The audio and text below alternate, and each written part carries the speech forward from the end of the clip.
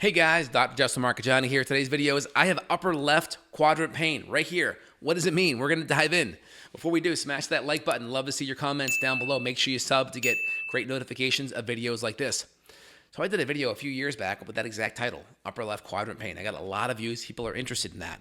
So let's break down our quadrants. So if we put right here, a line straight here. And again, I'm in mirror image mode, so it may look opposite, but this is my left side of my body. This is my right. It may come in opposite.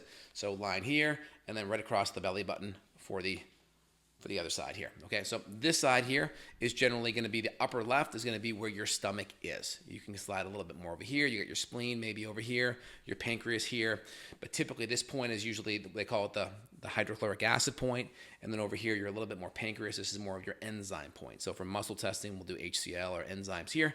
And then on this side, we start to go more into the gallbladder. We call this Murphy sign. You take a deep breath in, and then you exhale, and then you push right in there. If it's tender, that could be a positive Murphy sign for gallbladder issues. But in this left area, we see gastritis. This could be a sign of indigestion, acid reflux, just general gastritis. And so what does it mean? So if we have chronic gastritis there, does it hurt right after a meal? If it hurts right after a meal, you could have atrophic gastritis where that gut lining is very thin, thinned out gut lining, and it could be the stomach acid you're making. You may need that stomach acid. It may be totally appropriate, but your gut is just too raw and it can't handle it. It's like you need a massage. You got a sunburn that afternoon. You need a massage or an adjustment, but guess what? Your skin can't handle it. It's too inflamed. So if that happens, we do things to help calm it down. In my line, we use a product called GI Restore. We're looking at vitamin zinc. We're looking at vitamin U, or we'll kind of do okra, or we'll do vitamin U for ulcers. A lot of times we'll take sauerkraut juice. We'll take vitamin A. We'll do aloe. We'll do glutamine. We'll do N-acetylglucosamine, or we'll do collagen or glycine. DGL licorice, very soothing, very healing on that gut lining. Empty stomach, very supporting. A lot of times we'll cook our food. We'll make it so there's no raw fibers in there, nothing fibrous that could be bulky, that could irritate. We're going to cut out, of course, all the inflammatory foods, the gluten, the dairy, the soy, any of the processed sugars and grains and flours. And we may add in some hydrochloric acid. Controversial, right? I get it. So if you're listening, if you have a known ulcer, don't add in HCl. Some people can add in a little bit of acid, even though there is gastritis, even though there's inflammation, and sometimes they can see an improvement. So if you want to test it, start with a teaspoon of apple cider vinegar. Put it in like an ounce or two of water, shoot it down, and then within a minute or two, eat your meal. See how you feel. Do you feel same, better, or worse? If you feel worse, pause acid altogether. If it's same, okay, fine. Make a note on that.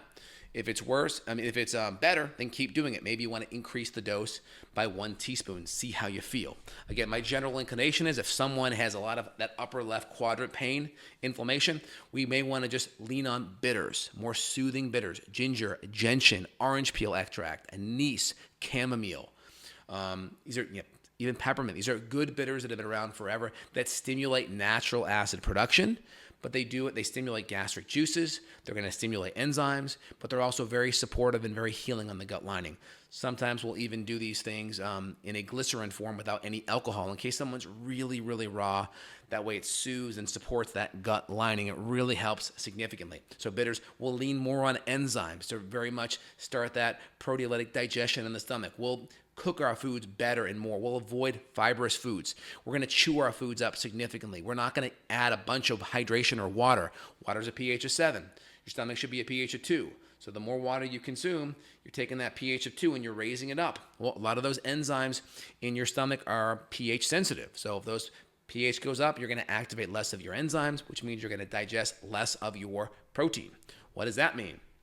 If we have indigestion, those foods in there ferment, they putrefy, they rancidify, and they ferment and they oxidize. And that creates more acids through the fermentation and through the rotting of those foods. They're rotting in your stomach. So you get more acids, and you need that acid in your stomach to actually close the esophagus. So if you don't have enough acid, your esophagus stays more open.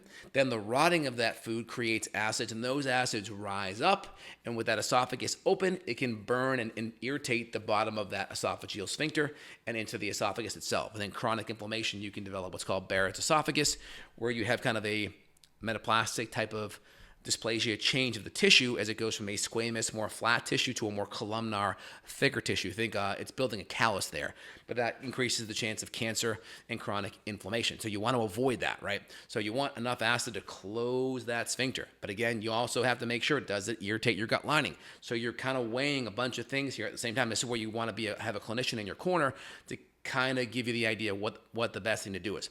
But in general, if you have any irritation, stay away from the acids out of the gate, all right? Get a stool test. A lot of times you'll find there's H. pylori present. That can really irritate the gut lining, create a lot of inflammation.